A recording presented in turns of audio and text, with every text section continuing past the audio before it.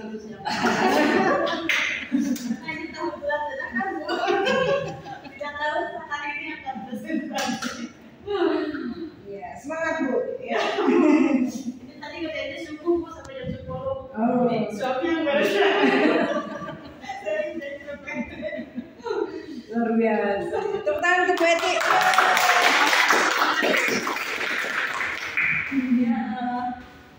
Dalam TV ini saya menyampaikan pembahasan sistem pendidikan Islam dan kurikulum pendidikan Islam. Di sini saya awali dengan pengertian dari sistem pendidikan Islam. Jadi sistem pendidikan Islam itu adalah keseluruhan dari bagian-bagian yang saling bekerja sama atau unsur-unsur yang disusun secara teratur dan saling berkaitan dalam rangka membentuk manusia yang berkepribadian muslim berdasarkan nilai-nilai ajaran Islam itu Al-Quran dan Sunnah. Jadi satu sistem itu kan satu ini ya, satu apa yang merupakan gabungan dari bagian-bagian atau unsur-unsur yang digabung menjadi sebuah sistem. Gitu. Nah, di sini sistem ini adalah sistem pendidikan. Artinya bagaimana sebuah sistem ini memiliki tujuan untuk membentuk manusia yang berkepribadian muslim berdasarkan nilai-nilai ajaran Islam oleh Al-Quran. Itu pengertian dari sistem pendidikan Islam.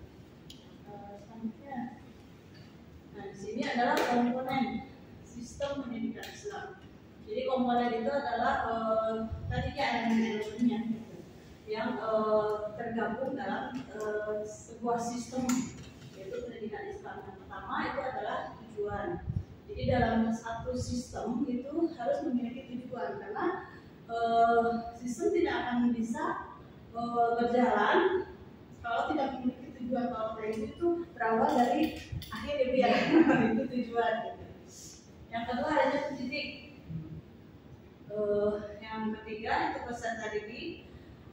Yang keempat materinya yaitu isi dari atau konten pembelajaran yang akan disampaikan dari seorang pendidik kepada peserta didik.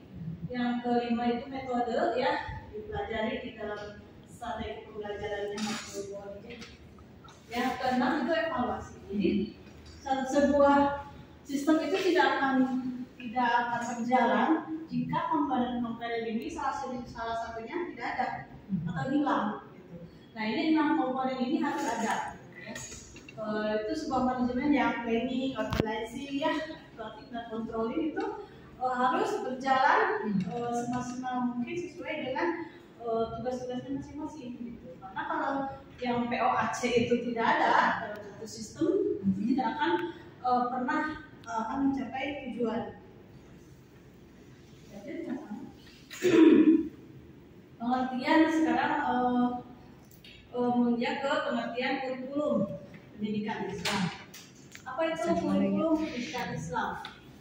Kurikulum itu adalah bahan-bahan pendidikan agama Islam berupa kegiatan, pengetahuan, pengalaman dengan sengaja. Jadi pengalaman dengan sengaja itu memang pengalaman sengaja dibuat gitu.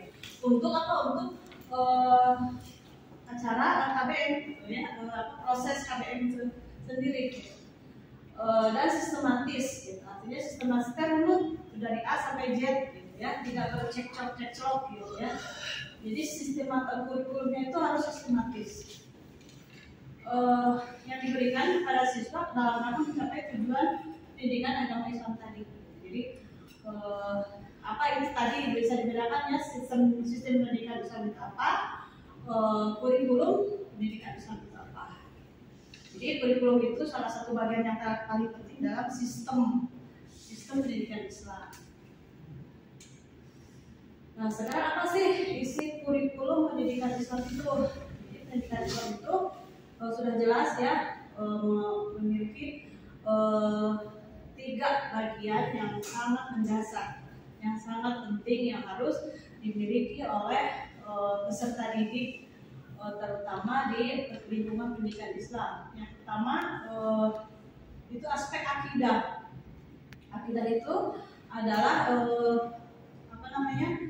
pelajaran untuk menanamkan keyakinan kepada peserta didik, keyakinan kepada Allah, keyakinan kepada Al-Quran, keyakinan kepada para malaikat. Itu rukun tercakup pada rukun iman. Terus yang kedua syariah. Syariah itu adalah tatanan atau hukum ya yang diatur oleh syariat Islam. Akhlak itu adalah perilaku adab gitu ya. Terus akhlakul karimah itu yang didasari oleh akidah dan syariat yang benar, yaitu kurikulum yang terbesar yang harus ada pada pendidikan Islam. Nah, ini konsep dasar kurikulum pendidikan Islam. Konsepnya yang ada 3 ya. Yang pertama itu ada konsep taklim. Konsep taklim itu proses pendidikan yang mengarah pada aspek kognitif, mengembangkan kemampuan dan keterampilan siswa. Taklim itu pengajaran gitu ya. Tarbiyah itu yang kedua. Konsep tarbiyah itu adalah proses pendidikan yang merupakan transformasi pengetahuan dari satu generasi ke generasi. Jadi dari guru ke murid, dari murid diajarkan lagi kepada adik kelasnya, dari generasi ke generasi. Yang jelas itu akhlakul karimah. Ini ada karakteristik kurikulum pendidikan Islam. Ini berarti ada karakteristik tersendiri ya, karakteristik kurikulum pendidikan umum gitu ya. Pertama, itu memiliki sistem pengajaran dan materi yang selaras dengan fitrah manusia. Artinya tidak berbenturan dengan fitrahnya manusia. Artinya aturan fitrah itu kan seharusnya manusia itu harus seperti itu gitu ya. Itu tidak boleh bertentangan dengan fitrah manusia. Yang kedua, memiliki tujuan memurnikan ketaatan dan peribadatan hanya kepada Allah. Yang ketiga, harus sesuai dengan tingkat pendidikan, jelas ya, dari level PAUD sampai perguruan tinggi. Terus dan ini sesuai dengan karakter yang dimiliki oleh setiap anak didik tersebut. Terus yang keempat, tidak bertentangan dengan konsep ajaran Islam tadi ya. Jadi itulah karakteristik pendidikan Islam. Kurikulum pendidikan Islam ini sangat beda sekali dengan kurikulum yang diprogramkan dalam pendidikan lainnya gitu ya. Kalau zaman SMA kita dulu ya, Bu Yani sama Ibu mungkin ya waktu itu kan belum masih digital, masih sedikit ya Bu ya. Ketika ada harus diharuskan foto untuk ijazah, itu harus dibuka gedung itu gitu ya. Karena itu bukan kurikulum pendidikan Islam, kayak sekolah di swasta gitu ya. Tidak ada, jadi aturannya bertentangan dengan ajaran Islam. Salah satu contoh. Terus kesimpulan.